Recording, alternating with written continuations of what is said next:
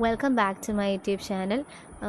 എൻ്റെ വീഡിയോ ഇനിയും കണ്ടിട്ട് സബ്സ്ക്രൈബ് ചെയ്യാത്തവരാണെന്നുണ്ടെങ്കിൽ എന്തായാലും സബ്സ്ക്രൈബ് ചെയ്യുക, സപ്പോർട്ട് ചെയ്യുക. ഞാൻ ഇന്ന് പറയാൻ പോകുന്നത് ഒരു ബി ഡി എസിലേക്ക് ജോയിൻ ചെയ്യുന്നതിന് മുന്നേ അറിഞ്ഞിരിക്കേണ്ട കുറച്ച് കാര്യങ്ങളാണ് as a B D S student. അപ്പോൾ ഇപ്പോഴും എനിക്ക് ഇൻസ്റ്റഗ്രാമിൽ ക്വയറീസ് വരുന്നുണ്ട്, like B D S worth ആണോ, എല്ലാവരും പറയുന്നു സാച്ചുറേറ്റഡ് ആണ്, ഈ ജി സി സി കൺട്രീസ് യു എയിലൊക്കെ സ്കോപ്പ് ഉണ്ടോ.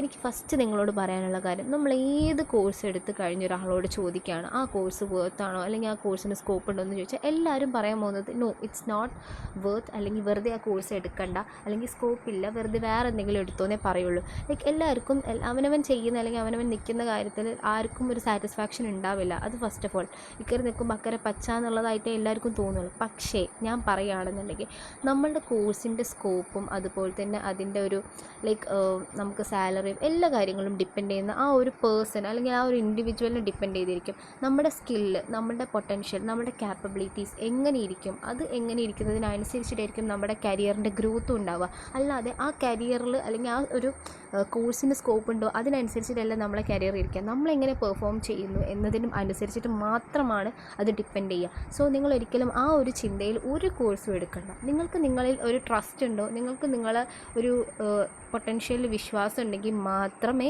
നിങ്ങൾക്ക് സക്സസ്ഫുൾ ആവാൻ കഴിയുള്ളൂ. അങ്ങനെയുള്ള ആളുകൾ ഇപ്പോൾ നമ്മുടെ ചുറ്റുമുണ്ട്. അതിലൊരിപ്പോൾ 90% ആളുകൾ സ്ട്രഗിൾ ആണെങ്കിൽ ഒരു 10% ആളുകൾ സക്സസ്ഫുൾ ആയിട്ട് ലൈഫ് ലീഡ് ചെയ്യുന്ന ആളുകളുണ്ട്. നിങ്ങൾ ആ 10% ആളുകളെ ശ്രദ്ധിക്കുക. ഈ 90% ആളുകൾ ലൈക്ക് ഇത്രയും പേര് ഫെയിലായല്ലോ അല്ലെങ്കിൽ ഇത്രയും പേര് ലൈഫിൽ ഒന്നും ആയിട്ടില്ലല്ലോ എന്ന് പറഞ്ഞ് ചിന്തിക്കരുത്. ആ ഒരു 10%ലേക്ക് എത്താൻ ശ്രമിക്കുക. ഹാർഡായിരിക്കും, സ്ട്രഗ്ലിംഗ് ആയിരിക്കും, പക്ഷേ എത്തണമെന്നുണ്ടെങ്കിൽ എഫേർട്ട് ഇട്ടേ പറ്റുള്ളൂ. അപ്പോൾ ഇനി ഞാൻ പറയാൻ പോകുന്നത് ബി ഡി എസിലേക്ക് ജോയിൻ ചെയ്യാൻ പോകുന്ന ബി ഡി എസ് സ്റ്റുഡൻസിനോടാണ്. എനിക്ക് ഇപ്പോഴും സ്റ്റുഡൻസ് കുറേ പേര് ചോദിക്കുന്നുണ്ട് ഇങ്ങനെ കുറേ കാര്യങ്ങൾ. അപ്പോൾ ഫസ്റ്റ് ബി ഡി എസിലേക്ക് എൻ്റർ ചെയ്യുന്നതിന് മുന്നേ അറിഞ്ഞിരിക്കേണ്ട കുറച്ച് കാര്യങ്ങളുണ്ട്. First year, second year, third year, fourth year part A and part B. If you are choosing KUHAS യൂണിവേഴ്സിറ്റിയുടെ അണ്ടറിലാണ് പഠിക്കാൻ പോകുന്നതെങ്കിൽ കുറച്ച് ടഫായിരിക്കും, കാരണം എല്ലാ വർഷവും ഇയർ ബാക്ക് ഉണ്ട്. അപ്പം ഇതുവരെയുള്ള ഒരു റൂൾ അനുസരിച്ചിട്ട് ഇങ്ങനെയാണ്. ഇനി ചേഞ്ചസ് ഉണ്ടോ എന്നറിയില്ല. ലൈക്ക് മേ ബി ചിലപ്പം കുഹാസ് ചിലപ്പം പാറ്റേൺ മാറ്റാനൊക്കെ ചാൻസസ് ഉണ്ടെന്ന് പറയുന്നത് കേൾക്കുന്നുണ്ട്. അപ്പോൾ ഇപ്പോഴുള്ള കണ്ടീഷനാണ് ഞാൻ പറയുന്നത്. അപ്പോൾ ഈ ഒരു പാർട്ട് എ പാർട്ട് ബി കഴിയുന്നത് വരെ നമുക്ക് സ്ട്രെസ്സായിരിക്കും. ഫസ്റ്റ് ഇയർ നമ്മൾ കയറുന്ന സമയത്ത് നമുക്ക് ഭയങ്കര പഠിക്കുന്നതിൻ്റെ ബുദ്ധിമുട്ടുണ്ടാകും. ഇതുവരെ +2 ടെക്സ്റ്റ് ബുക്സ് പഠിച്ച പോലെയല്ല. നമുക്ക് ഒരുപാട് ടോപ്പിക്സ്, ഒരുപാട് ചാപ്റ്റേഴ്സ്, ഒരു ഹോൾ ടെക്സ്റ്റ് ബുക്കാണ് നമുക്കൊരു വർഷം പഠിക്കാനുണ്ടാകും. അപ്പോൾ ഫിസിയോളജി ആവട്ടെ, ബയോ കെമിസ്ട്രി ആവട്ടെ, അനാട്ടമി ആവട്ടെ. അനാട്ടമി എന്ന് പറയുക ഫിസിയോളജി, ബയോ കെമിസ്ട്രി ഒക്കെ നമുക്ക് വായിച്ചാലെങ്കിൽ അറ്റ്ലീസ്റ്റ് മനസ്സിലാവും. കെമിസ്ട്രി അതുപോലെ തന്നെ ഫിസിയോളജിക്കലായിട്ടുള്ള സയൻസ് റിലേറ്റഡ് ആയിട്ടുള്ള കാര്യങ്ങളായിരിക്കും. പക്ഷേ അനാട്ടമി എന്ന് പറയുന്നത് നമുക്കൊരു പുതിയൊരു വേൾഡായിരിക്കും. ഈ ഒരു അനാട്ടമിയിലേക്ക് നമ്മൾ എൻ്റർ ചെയ്യുമ്പോൾ നമുക്ക് മൊത്തത്തിൽ ലൈക്ക് എനിക്ക് മാത്രം എന്താ മനസ്സിലാവാത്ത, ഫസ്റ്റ് ഇയർ ഞാൻ പഠിക്കാൻ കയറിയപ്പോൾ എനിക്ക് തോന്നിയതാണ്, എനിക്ക് മാത്രം എന്താ മനസ്സിലാവാത്ത, എൻ്റെ പ്രശ്നമാണെന്ന് വിചാരിച്ചു. അങ്ങനെയല്ല, എല്ലാവരും ഫേസ് ചെയ്യുന്ന ഒരു കാര്യമാണ്. അപ്പോൾ ആ ഒരു ട്രാക്കിലേക്ക് വരാൻ കുറച്ച് ടൈം എടുക്കും. പിന്നെ നെക്സ്റ്റ് സെക്കൻഡ് ഇയർ എന്ന് പറയുമ്പോൾ പ്രീ ക്ലിനിക്കൽ ആയിട്ടുള്ള വർക്ക്സും കാര്യങ്ങളൊക്കെ ആയിരിക്കും. അപ്പോൾ നമുക്ക് നല്ല ഹാൻഡ് സ്കിൽസ് അങ്ങനെയുള്ള കാര്യങ്ങൾ ഡെവലപ്പ് ചെയ്യാൻ വേണ്ടിയിട്ടായിരിക്കും നമുക്ക് അങ്ങനെ ഒരു സെക്കൻഡ് ഇയർ തന്നെ വെച്ചിട്ടുണ്ടാകും. അപ്പോൾ ആ ഒരു ഇയർ നമ്മൾ കംപ്ലീറ്റ് ചെയ്ത് കഴിഞ്ഞതിന് ശേഷമായിരിക്കും നമ്മൾ തേർഡ് ഇയർ ക്ലിനിക്കലിലേക്ക് നമ്മൾ എൻ്റർ ചെയ്യുന്നത്. ക്ലിനിക്കലിലേക്ക് വൺസ് എൻ്റർ ചെയ്ത് കഴിഞ്ഞ് നമ്മൾ പേഷ്യൻസിനായിട്ട് ഇൻട്രാക്ട് ചെയ്ത് തുടങ്ങും. അപ്പോൾ അങ്ങനെയാണ് നമ്മുടെ ഒരു ഒരു പാറ്റേൺ പോകുന്നത് നമ്മുടെ കോഴ്സിൻ്റെ. സോ ഈ എല്ലാ വർഷവും നമുക്ക് നല്ലോണം കഷ്ടപ്പാടുണ്ടാകും. എനിക്ക് തോന്നുന്നു compared with every year third year ആയിരിക്കും കുറച്ച് നമ്മൾ പറയും ഹണിമൂൺ പീരീഡ് ആണ് തേർഡ് ഇയർ എന്ന്. പക്ഷേ എനിക്ക് തേർഡ് ഇയർ ആണെങ്കിലും അത്ര അങ്ങോട്ട് എനിക്ക് തോന്നിയിട്ടില്ല. പിന്നെ നമുക്ക് ഹോസ്പിറ്റൽസിലൊക്കെ ക്ലിനിക്കൽ പോസ്റ്റിങ്സ് ഇടും. ആ ഒരു ടൈമിലൊക്കെ നമുക്ക് ഫ്രീ ആയിട്ട് ഇരിക്കാൻ പറ്റും. അല്ലാത്ത സമയത്ത് എക്സാമിൻ്റെ സമയത്ത് നമുക്ക് സ്ട്രെസ് തന്നെയാണ്, കുറേ പഠിക്കാനുണ്ടാകും. സർജറി ആവട്ടെ, മെഡിസിൻ ആവട്ടെ, കംപ്ലീറ്റ് പഠിക്കാനുണ്ടാകും. അപ്പം മുഴുവനായിട്ട് പഠിക്കുന്ന കാര്യത്തിൽ അത്യാവശ്യം നല്ല വെൽ സ്ട്രിക്റ്റായിട്ട് ആ ഒരു എക്സാമിന് തൊട്ട് മുന്നത്തെ മാസങ്ങളിരുന്ന് കഷ്ടപ്പെട്ട് പഠിക്കാം. ഞാൻ പറയുന്നില്ല throughout the whole year നിങ്ങൾ കണ്ടിന്യൂസ് ആയിട്ട് ഇരുന്ന് പഠിക്കണം എന്ന്.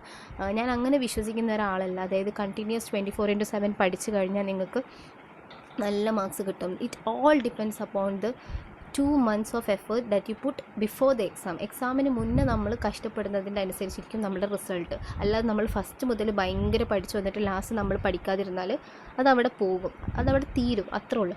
സോ അത് ശ്രദ്ധിക്കുക. അപ്പോൾ അങ്ങനെയുള്ള കാര്യങ്ങൾ ശ്രദ്ധിക്കുക. പിന്നെ അതുപോലെ തന്നെ കുറേ ഇൻസ്ട്രുമെൻറ്റ്സ്, കുറേ മെറ്റീരിയൽസ് എല്ലാം വാങ്ങേണ്ടി വരും. അത്യാവശ്യം നല്ല എക്സ്പെൻസീവ് ആയിട്ടുള്ളൊരു കോഴ്സാണ് BDS.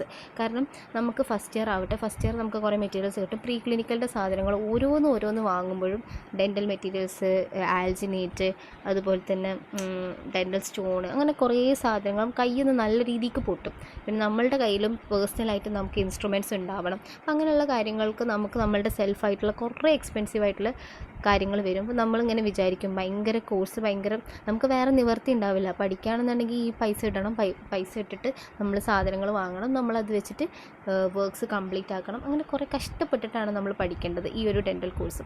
പിന്നെ നമുക്ക് എക്സാമിൻ്റെ സമയത്ത് നല്ല രീതിക്ക് സ്ട്രെസ്സ് വരും. തേർഡ് ഇയറിന് ശേഷം നമ്മൾ പേഷ്യൻസിന് തപ്പാൻ നടക്കേണ്ടി വരും. കാരണം ഈ കോഴ്സ് പഠിക്കുന്ന എല്ലാവർക്കും ഒരു വലിയ ടാസ്ക്കാണ് പേഷ്യൻസിനെ കൺവിൻസ് ചെയ്യുക. ഒരു പേഷ്യൻ്റെ അടുത്ത് നമ്മൾ എങ്ങനെ കൺവിൻസ് ചെയ്ത് എങ്ങനെ മാനേജ് ചെയ്യാൻ പറ്റുന്നു അതിനനുസരിച്ചിരിക്കും നമ്മുടെ ഏറ്റവും അൾട്ടിമേറ്റ് ആയിട്ടുള്ള കാര്യം പറയും. നമുക്ക് നമ്മളുടെ പേഷ്യൻറ്റിനെ നല്ല രീതിയിൽ കൺവിൻസ് ചെയ്ത് നമുക്ക് അവരെ മനസ്സിലാക്കി എടുക്കാൻ പറ്റുവാണെന്നുണ്ടെങ്കിൽ അവർ പിന്നെയും നമ്മളും പേഷ്യൻസ് തമ്മിലൊരു ട്രസ്റ്റ് ബിൽഡ് ചെയ്യണം. സോ അത് കമ്മ്യൂണിക്കേഷനിലൂടെ മാത്രമേ ചെയ്യാൻ പറ്റുള്ളൂ. അപ്പോൾ അങ്ങനെ ഒരു കമ്മ്യൂണിക്കേഷൻ സ്കിൽ നമ്മളെപ്പോഴും ഡെവലപ്പ് ചെയ്യണം. ഈ ഒരു കോഴ്സിൽ വേണ്ടതും അത് തന്നെയാണ്. സോ ഇത്രയൊക്കെ ഉള്ളൂ. ഇനി ഫൈനൽ എക്സാം വരുന്ന സമയത്ത് ഒരുപാട് നമ്മൾ എഫേർട്ട് ഇടേണ്ടി വരും, ഡബിൾ എഫേർട്ട് ഇടേണ്ടി വരും. ഈ ഒരു BDS കോഴ്സ് നമ്മൾ ചൂസ് ചെയ്യുമ്പോൾ നല്ല രീതിയിൽ കഷ്ടപ്പെടാൻ തയ്യാറാണെങ്കിൽ മാത്രം ചൂസ് ചെയ്യാം. ഓക്കെ, പിന്നീട് റിഗ്രറ്റ് അടിക്കരുത്. പിന്നെ നമ്മളെല്ലാവർക്കും ഒരു കോമ്പറ്റീറ്റീവ് മൈൻഡായിരിക്കും. ഇപ്പോൾ നമ്മുടെ ഫ്രണ്ട് സർക്കിൾ എല്ലാവരും എന്താ പറയുക, കുറച്ചും കൂടി സെൽഫിഷ് ആവും. അത് നമുക്ക് പറഞ്ഞിട്ട് കാര്യമില്ല. കാരണം ഈ ഒരു കോഴ്സ് ഈ ഒരു കോഴ്സിലേക്ക് എൻ്റർ ചെയ്യുന്ന സമയത്ത് നമ്മൾ ഓട്ടോമാറ്റിക്കായിട്ടും അങ്ങനെ ആയി പോണതാണ്. ഞാൻ മനസ്സിലാക്കിയത് അങ്ങനെയാണ്. പക്ഷേ നമ്മൾ ഇൻഡിവിജ്വലായിട്ട് നമ്മുടെ സ്കിൽസും കാര്യങ്ങളും ഡെവലപ്പ് ചെയ്യാൻ ശ്രമിക്കുക, അത്രയേ ഉള്ളൂ. അപ്പോൾ നന്നായിട്ട് ആലോചിച്ചിട്ട് മാത്രം ഈ ഒരു കോഴ്സ് ചൂസ് ചെയ്യാം. നിങ്ങൾക്ക് എന്ത് രീതിയിലുള്ള സംശയങ്ങളുണ്ടെന്നുണ്ടെങ്കിലും നിങ്ങൾക്ക് എന്നോട് പേഴ്സണലി വന്ന് ചോദിക്കാം, അല്ലെങ്കിൽ എൻ്റെ കോമെൻറ്റ് ബോക്സിൽ ചോദിക്കാം. Feel free to ask. So അത്രയൊക്കെ ഉള്ളൂ. ഇനിയും നിങ്ങൾ എൻ്റെ ചാനൽ സബ്സ്ക്രൈബ് ചെയ്തിട്ടില്ല എന്നുണ്ടെങ്കിൽ സബ്സ്ക്രൈബ് ചെയ്യുക, സപ്പോർട്ട് ചെയ്യുക. Thank you for watching my video. That's it. By.